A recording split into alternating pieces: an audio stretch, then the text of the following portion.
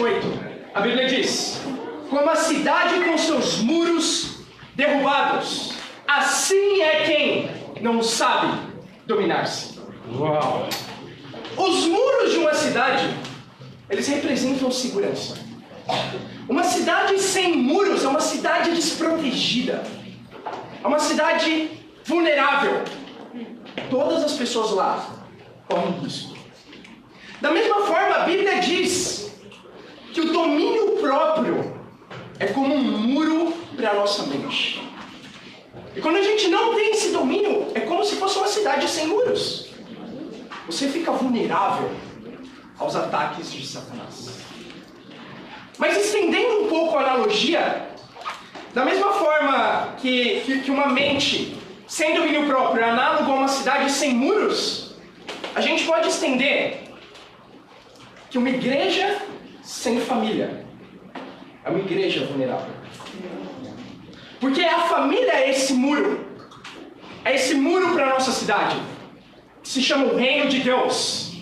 Esse senso de família é como um domínio próprio para a nossa mente, que nos impede de receber os ataques de Satanás. Então hoje nós vamos estudar sobre um muro, não qualquer muro, mas sobre a construção, a reconstrução do muro em Jerusalém. Amém. E a gente vai entender que existem muitos princípios espirituais aí que a gente pode extrair para entender como tornar a igreja cada vez mais parecido com o plano que Deus tem para nós, que é sermos uma família. Então vamos lá comigo em Neemias 4. A gente vai estudar esse capítulo da Bíblia hoje. Neemias 4.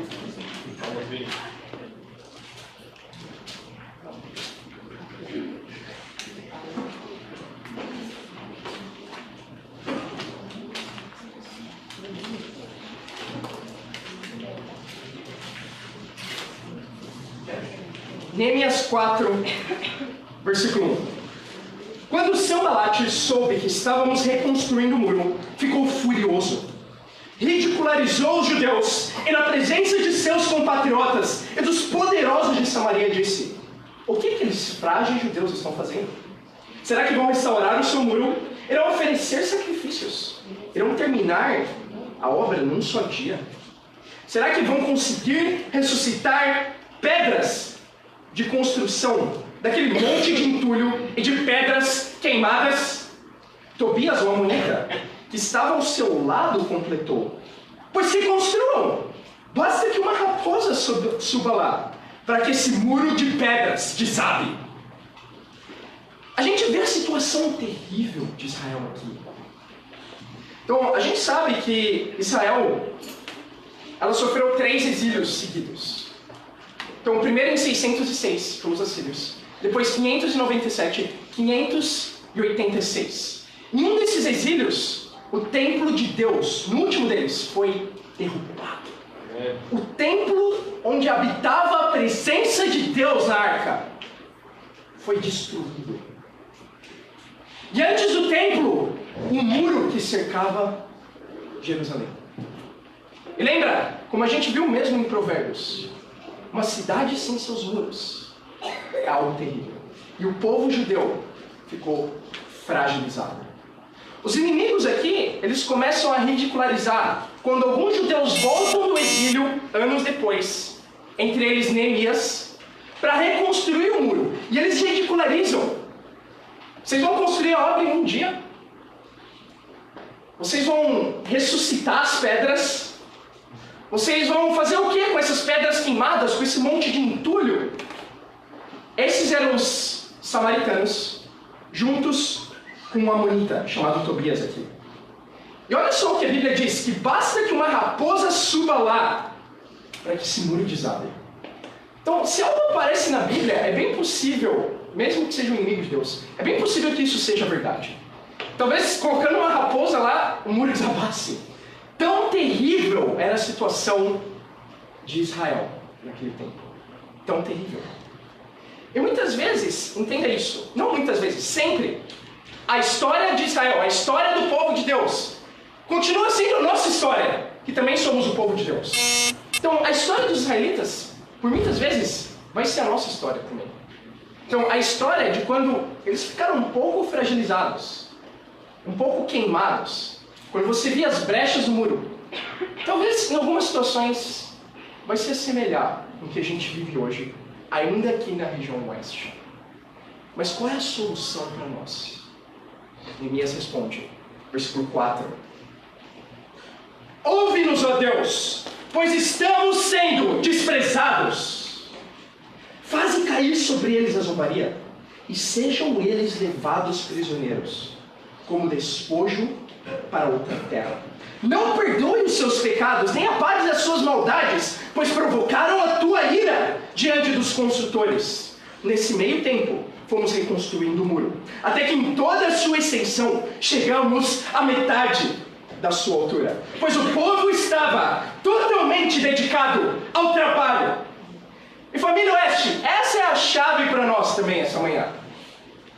Quando as inseguranças vêm, quando os ataques de Satanás vêm, quando o medo vem, continua dedicado à obra do Senhor. Aqui a Bíblia diz que não só Neemias orou a Deus, mas ele disse que todo o povo se dedicou totalmente à obra do Senhor. Amém. Essa é a chave. É que cada um de nós esteja totalmente comprometido para Deus. Vamos seguir lendo, versículo 7. Quando, porém, Sambalate, Tobias, os árabes e os amonitas e os homens de Asdod souberam que os reparos do muro de Jerusalém tinham avançado, em que as brechas estavam sendo fechadas, ficaram furiosos. Todos juntos planejaram atacar Jerusalém e causar confusão. Mas nós oramos ao nosso Deus e colocamos guardas de dia e de noite para proteger-nos deles. Se tem algo que nós temos que entender essa manhã, Satanás, ele vive totalmente comprometido. Ele vive dia e noite, desde aquele tempo, com a intenção de destruir a obra do povo de Deus. Essa era a intenção dele. Satanás, ele está totalmente comprometido ainda hoje, ainda agora. Mas a chave foi que o povo de Judá também estivesse totalmente comprometido para Deus. E assim, trabalhando de dia e de noite, orando a Deus, e todo o povo totalmente dedicado, eles começaram a retomar as obras do muro. E a Bíblia diz que eles chegaram até a metade de uma obra monumental. Que extraordinário, não é? Então eles não se abalaram, eles não desistiram. E qual é a chave para nós também? É a mesma. A gente tem que estar totalmente comprometido a Deus. Amém. Essa manhã. Vocês estão comigo, família? Amém. E o nosso trabalho na igreja consiste de só uma coisa. A gente faz só uma coisa na igreja, dentro da igreja. Construir família. Neemias, ele coloca a família de Deus para proteger o muro. Porque não tinha muro. Então o muro, analogamente ao que Jesus fala mais tarde, é um muro de pessoas e não de pedras. E esse é o muro que se chama região oeste hoje. Família oeste, se você preferir. Título de hoje, lute por sua família. Ponto número 1. Lute para construir a família. Vamos lá em Efésios 2. Vamos lá, Vini. Vamos. Muito bom, Vini. Muito bom, irmão. Aliás, antes de Efésios 2, vamos em Provérbios 30, 21. Vamos.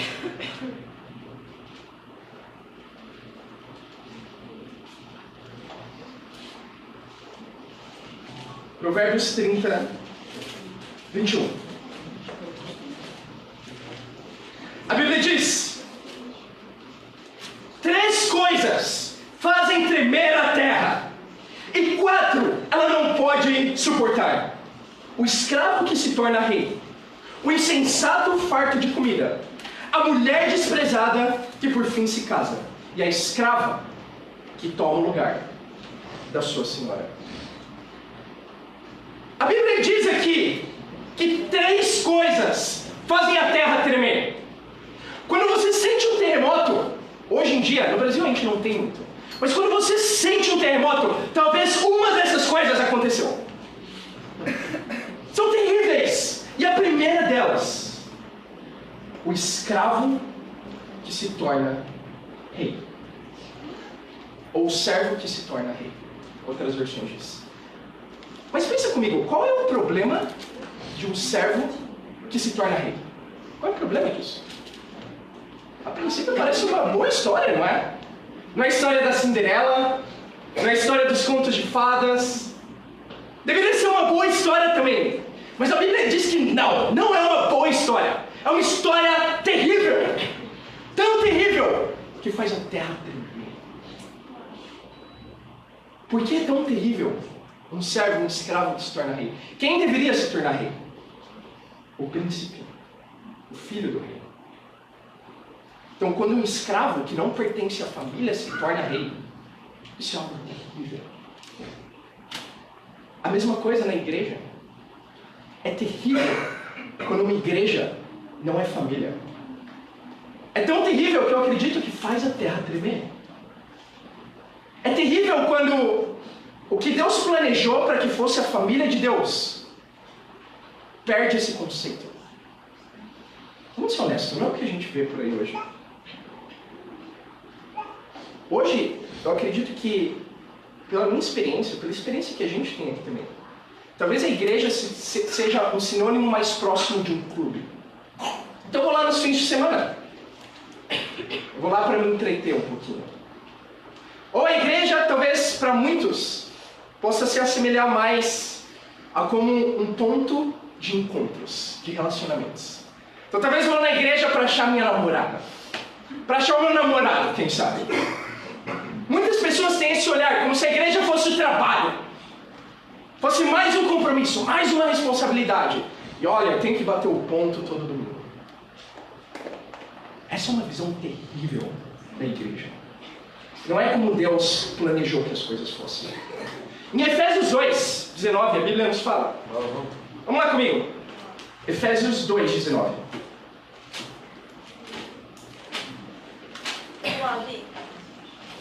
Estão comigo, família? Sim. Amém. A gente tem que construir família.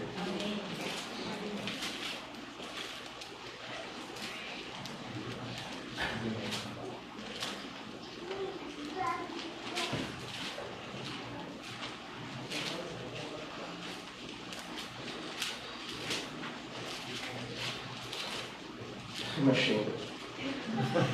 Efésios 2,19 diz: portanto, vocês já não são estrangeiros, nem forasteiros, mas concidadãos dos santos e membros da família de Deus, edificados sobre o fundamento dos apóstolos e dos profetas, tendo Jesus Cristo como pedra angular, no qual todo edifício é ajustado e cresce para tornar-se um santuário santo no Senhor. Nele vocês também estão sendo edificados juntos, para se tornarem morada de Deus por seu Espírito. Eu nunca fui um estrangeiro por muito tempo em outro país. Talvez por algumas semanas, no máximo, quando eu viajei. Mas eu imagino quão terrível é ser um estrangeiro em uma terra que não é sua. Eu lembro, logo quando o Raul Moreno, foi um dos 7 missionários que implantou a igreja em São Paulo, chegou aqui no Brasil. E é terrível ser um estrangeiro, você não conhece nada do país, nada da cultura. Imagina, eu lembro um dos outros missionários, venderam para ele na época uma lata de coca por R$10. Ele ficou super animado. Alguns de vocês talvez conheçam o Joey.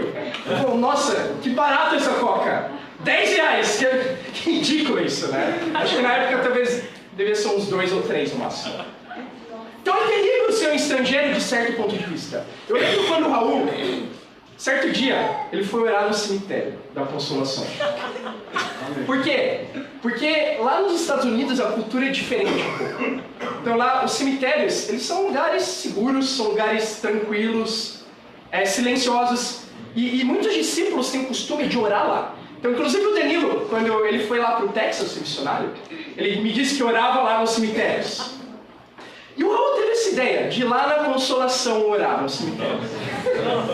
Só que olha que interessante. A polícia recebeu uma ligação falando que tinha um estrangeiro no cemitério, branco alto, provavelmente roubando os túmulos lá. Depois de apontando a arma. Ei, para aí. E ele foi pra delegacia ainda. É terrível ser um estrangeiro. Mas hoje, se você conhece o Raul, ele considera o Brasil como a casa dele.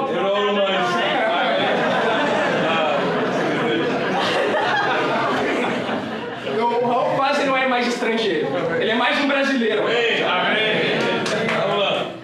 Mas a Bíblia diz isso.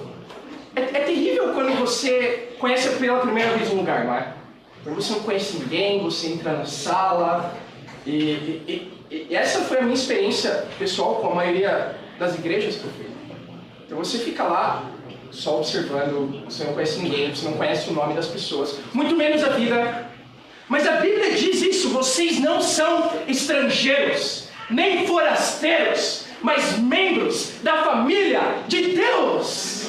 Que incrível! É pertencer à família de Deus, não é? Que incrível! A Bíblia diz: por que nós somos família?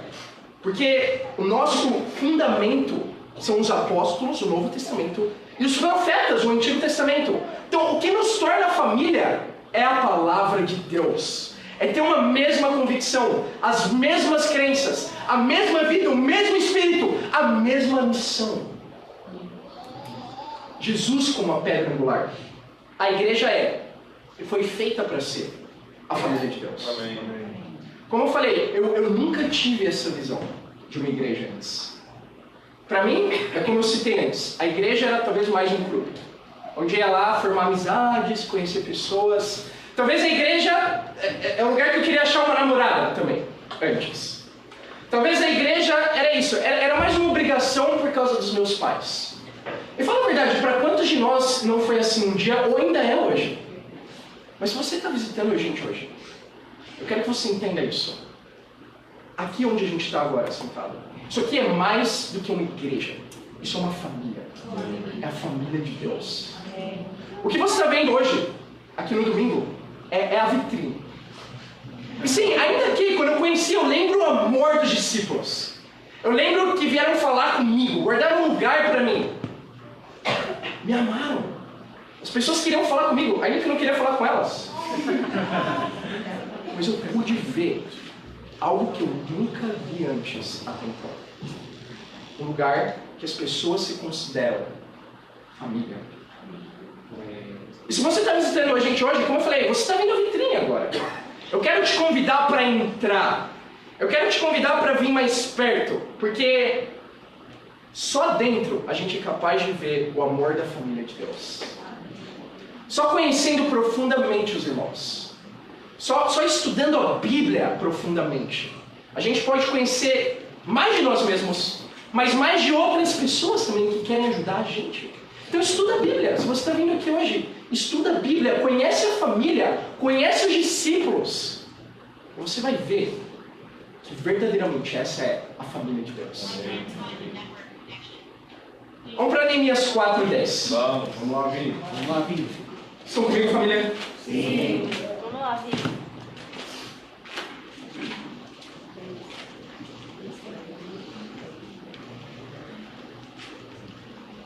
Neemias 4:10. Pega, Vini.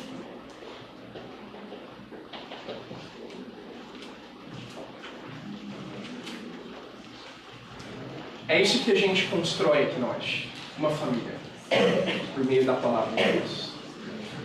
E Neemias 4:10 diz: enquanto isso, o povo de Judá começou a dizer: os trabalhadores já não têm mais forças, e ainda há muito entulho.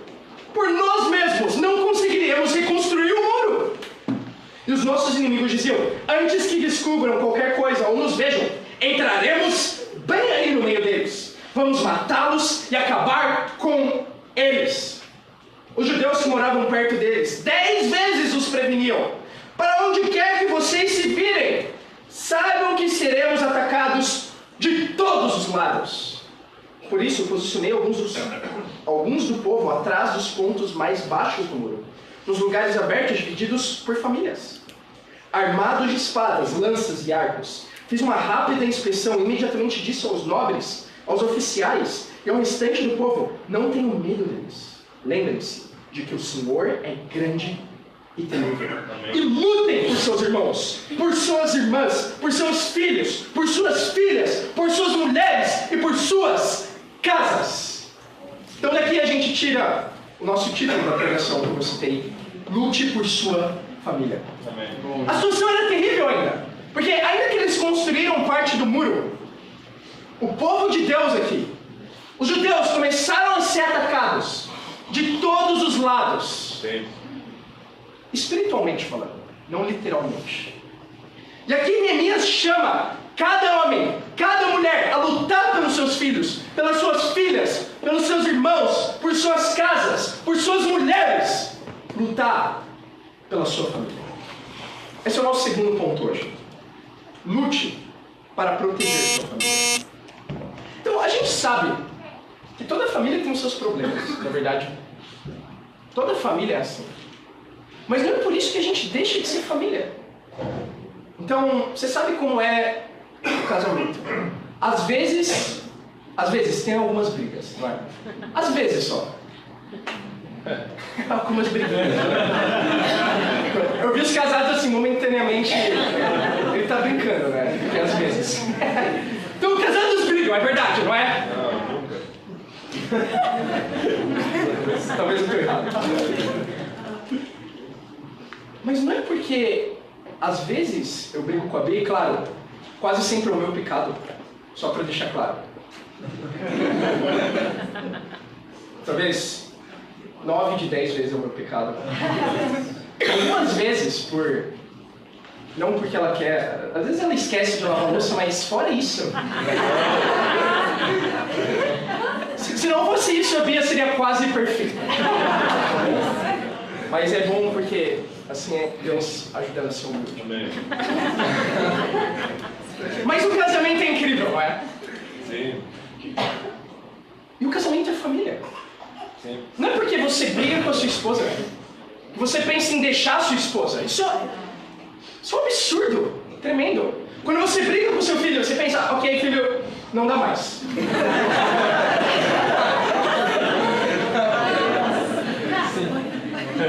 Você já recebeu muita correção. Acabou pra mim. Você vai sair de casa agora. Não! Não é assim, não é? Apesar da família ter problemas, família é família. Pra mim, a minha mãe, por ser filho único, sempre foi quase uma irmã física. Então a gente brigava um pouco também, né? Mas entenda isso. Minha mãe sempre vai ser minha mãe. E eu falei muito quando alguém mexe com o filho, mas mexe com a minha mãe, pra você ver. Se alguém mexer com a minha mãe, ainda que eu briguei com ela, você vai ter problemas com ela. Porque é a minha mãe, eu amo ela, eu vou fazer de tudo para proteger ela. Ainda que a gente resolva depois, a mesma coisa com a minha esposa. Mexe com a Bia. Mesmo que ela não lavou a louça. Eu vou lutar pela minha esposa. E é isso que Neemias está dizendo aqui. Bom, Vini.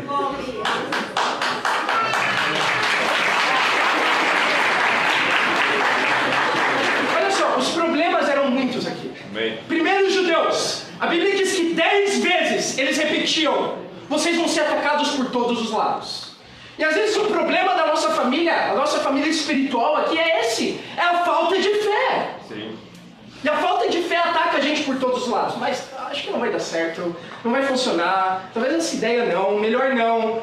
Depois os inimigos, os samaritanos, os amonitas, eles queriam perseguir, eles queriam se infiltrar no meio dos judeus para matar eles. E por fim o próprio povo de Judá.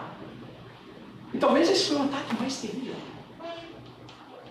A Bíblia diz que eles se cansaram na metade da obra. A Bíblia diz que eles achavam que não iam terminar. E às vezes é assim, a gente está no meio do semestre. Talvez Satanás tenha te atacado com cansaço também.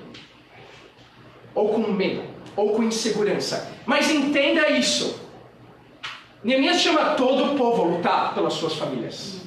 Neemias chama cada um a estar totalmente comprometido com Deus. Porque a insegurança surge quando você perde o foco de trabalhar para Deus.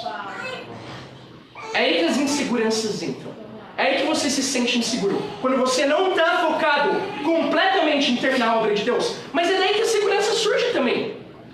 De trabalhar para Deus. E Neemias fala, trabalha para Deus.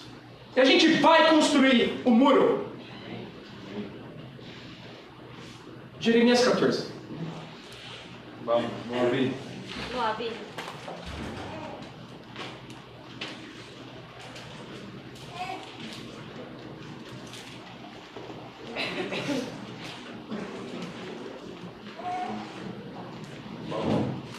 Interessante.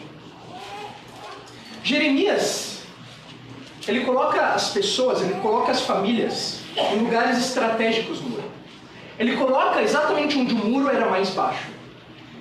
Por quê? Onde o muro é mais baixo, as pessoas estão mais vulneráveis. A mesma coisa para nós na igreja. Se a gente quer proteger a nossa família, a gente tem que proteger a igreja onde o muro é mais baixo. Onde o muro é mais baixo? Jeremias 14, 8.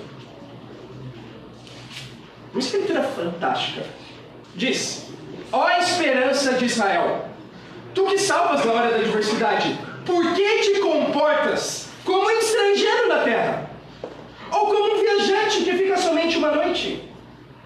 Por que ages como um homem que foi pego de surpresa? Ou como um guerreiro que não pode salvar?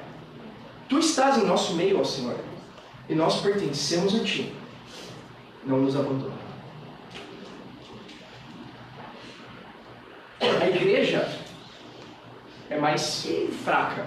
O muro é mais baixo. Onde existe alguém que não se acha parte da família. E é isso o que a gente vê o profeta questionar aqui. Por que você age como um estrangeiro? Não, a igreja é a família de Deus. Mas às vezes a gente pode agir como estrangeiros. Ele pergunta, por que vocês agem como um viajante que fica somente uma noite? Não, o plano de Deus é que a gente vive a eternidade aqui, mas às vezes a nossa mentalidade é, vamos ficar só os domingos. Ou ficar só alguns domingos. Daí talvez eu pare de ver. Algo terrível. Quando alguém não se sente parte da família. Por isso, muitas pessoas, muitos de nós às vezes, agem como se a gente não morasse aqui. Como se os problemas da igreja não fossem seus problemas também. Isso é terrível. Por isso, muitas vezes, a Bíblia diz, o guerreiro não pode salvar. Sim, o guerreiro pode salvar. Mas por isso, muitas vezes, um discípulo não é frutífero. Porque ele não está perto da família. Por isso, muitas vezes, a gente não avisa. A gente não se importa. A gente despreza o amor dos outros irmãos. Pega, Vini. Como você se sentiria? Eu nunca tive um irmão, mas se seu irmão físico ele não voltasse para casa, ou se sua irmã física ela ficasse uma noite e não avisasse, e sumisse. Ah, ok, talvez minha irmã. Ah, legal, vou pegar as coisas dela agora. Uma noite. Não, é a minha irmã. Amém. É a minha família. Eu vou até onde tiver que ir Amém. para salvar a minha irmã. Talvez ela está sozinha. Talvez ela está correndo perigo. Talvez ela está com medo. Talvez aconteceu algo. Mas é a minha irmã. Eu vou onde tiver que ir. Esse é o coração. Quanto mais com alguns dos nossos irmãos e irmãs que por diversas razões se enfraquecem. E às vezes se distanciam. Às vezes não avisam, não respondem. Eu quero te animar hoje, nós somos família. Ainda que você talvez não veja isso. E como você vai ver isso? A gente vai onde tiver que ir por você. Se você não vier, a gente vai te ligar. Se você tiver com alguma dificuldade, a gente vai te procurar. Se você precisar de algo, discípulos vão te ajudar. Por quê? Porque nós somos família. Amém. Nós vamos proteger nossa família. E isso serve para muitos de nós aqui também. Como a Bíblia fala em Gênesis 4, quando Caim mata Abel e Deus procura ele. Olha que interessante. Versículo 8. Disse, porém, Caim a seu irmão Abel, vamos para o campo. Quando estavam lá, Caim atacou seu irmão Abel e o matou. Então, amém, ainda bem que eu não tenho irmãos. Às vezes isso é um pouco difícil, né? Mas o versículo 9 diz, então o Senhor perguntou a Caim, onde está seu irmão Abel? Respondeu ele, Não sei. Sou responsável pelo meu irmão. Não é assim que a gente pensa na igreja. Definitivamente. Por que a gente liga? Por que a gente vai atrás? Por que a gente busca? Por que a gente ajuda? Por que a gente sacrifica? Porque nós somos família. Amém. Uma vez que você é família, a família sim se importa. Essa é a família que Deus planejou a gente a ser. Eu quero que você entenda, ainda quando você vai atrás para ajudar um irmão, uma irmã, esse é o coração que a gente quer ter. Quando alguém te perguntar por que você não veio, não é só porque a pessoa pede satisfação de você. É porque ela te ama. É porque ela quer te ajudar, ela se preocupa.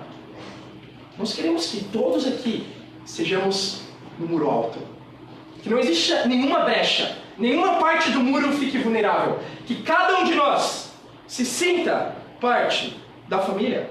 E uma vez que você se sente parte da família, você nunca vai pensar em sair. Nunca. Porque é a sua família. A gente tem que construir a família de Deus. Amém. A gente tem que estar protegendo as costas uns dos outros. Me inspirou a ver que até o mundo entende esse conceito. Então, eu li sobre uma tribo nos Estados Unidos que chama Cherokees. E para um menino passar a ser considerado um homem em uma dessas tribos indígenas, ele tem que passar por um ritual que dura uma noite inteira.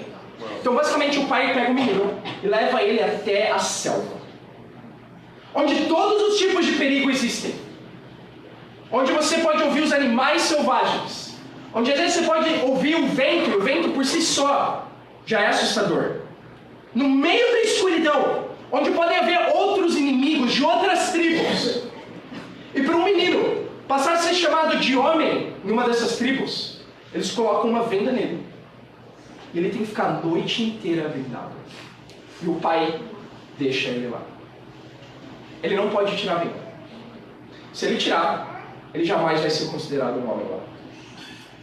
E como eu falei, durante a noite, são muitos os medos. São muitas as inseguranças. Muitas as incertezas. Mas se ele ficar toda noite com o primeiro raiar do sol na face dele, ele tira a venda e ele é um homem. Mas o mais impressionante não é isso. O mais impressionante é que quando ele tira a venda, ele vê diretamente o pai dele. E o pai dele passou toda a noite lá, protegendo ele, sem que ele soubesse. Isso é proteger a nossa família. Nós queremos ser esses pais e mães para os nossos pequenos Cherokees.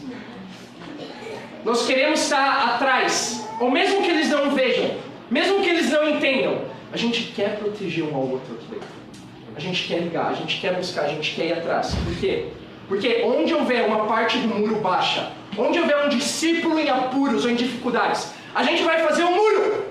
Cada um de nós, não só os líderes, cada discípulo, como aconteceu na época de Neemias. A gente vai fazer um muro.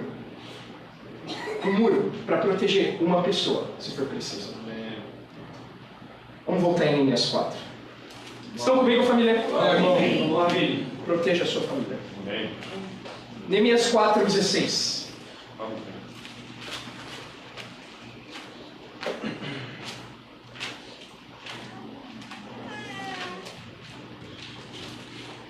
A Bíblia diz: daquele dia em diante, enquanto a metade dos meus homens fazia o trabalho, a outra metade permanecia armada de lanças, escudos, arcos e couraças. Os oficiais davam um apoio a todo o povo de Judá que estava construindo o muro. Aqueles que transportavam o material faziam um trabalho com uma das mãos, e com a outra seguravam uma arma. E cada um dos construtores trazia na cintura uma espada enquanto trabalhava. E comigo ficava um homem pronto para trocar a trombeta.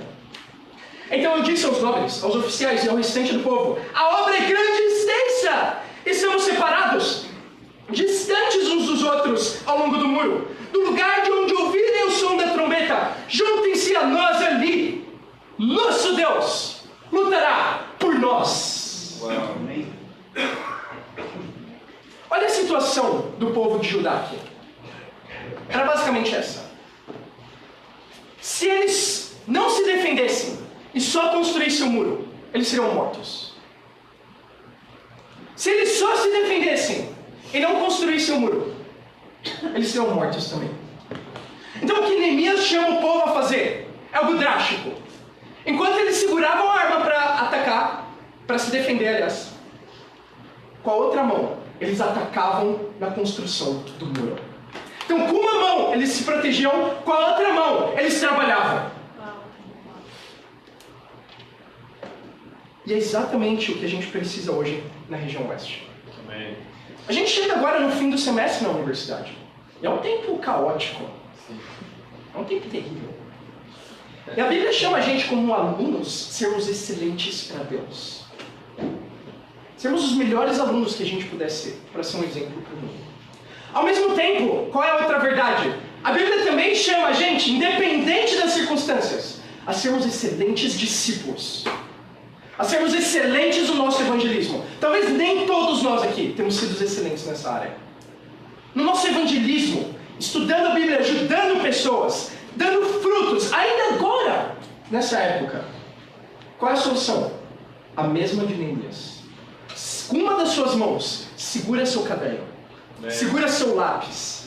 Segura a calculadora e estuda. Pelo amor de Deus, estuda. Com a outra mão, segura a sua Bíblia e prega a palavra. Evangeliza todos os dias. É assim que a gente vai avançar o reino de Deus. E não se confunda. Aliás, a mesma coisa vale para os que não estudam, que trabalham. Com uma das mãos, responde seus e-mails. Com a outra das mãos, faz o seguimento. É assim que a gente vai avançar o reino de Deus. Eu penso na região oeste como um todo. Nós sim temos que ser excelentes em proteger, em criar família, em amar, em unir, mas só defender não é a solução. A gente tem que ir para o ataque, família. A gente tem que avançar o reino de Deus. O ponto é isso, não são as quedas. O ponto é avançar o reino, é batizar, é dar frutos. Por quê? Porque quando um pecador se arrepende, todos se alegram. Eu me alegrei muito em ver o João ser batizado. E eu tenho certeza, se a gente tem as duas mãos trabalhando, uma protegendo a família, construindo a família, a outra avançando, e nosso terceiro ponto, a outra lutando para crescer a família, Deus vai abençoar. Amém. É extraordinário, porque Neemias teve que trabalhar duro. No versículo 23 diz que eu e os meus irmãos, os meus homens de confiança e os guardas que estavam comigo, nem tirávamos a roupa. E cada um permanecia com a arma na mão. Neemias trabalhou tão duro, imagina isso, que ele ficava com a roupa no corpo. Imagina você ir para o seu trabalho e não tirar a roupa, que você não teve tempo. Você não teve tempo de tomar banho, talvez, de escovar os dentes. Por quê? Porque você estava trabalhando e evangelizando. Trabalhando e evangelizando. Esse é o tipo de sacrifício que requer para construir a obra de Deus. Esse é o sacrifício que vai custar. Eu estava falando com um dos meus grandes amigos ontem, Caio Lopes, que lidera a igreja no Rio. Ele me contou, algum tempo atrás, a história da ponte Rio-Niterói. Tem uma ponte lá que liga Rio de Janeiro e Niterói. São duas cidades diferentes, onde a gente tem igreja, em ambas. E a ponte foi construída em 1970, basicamente. Mas durante a construção, 32 homens morreram.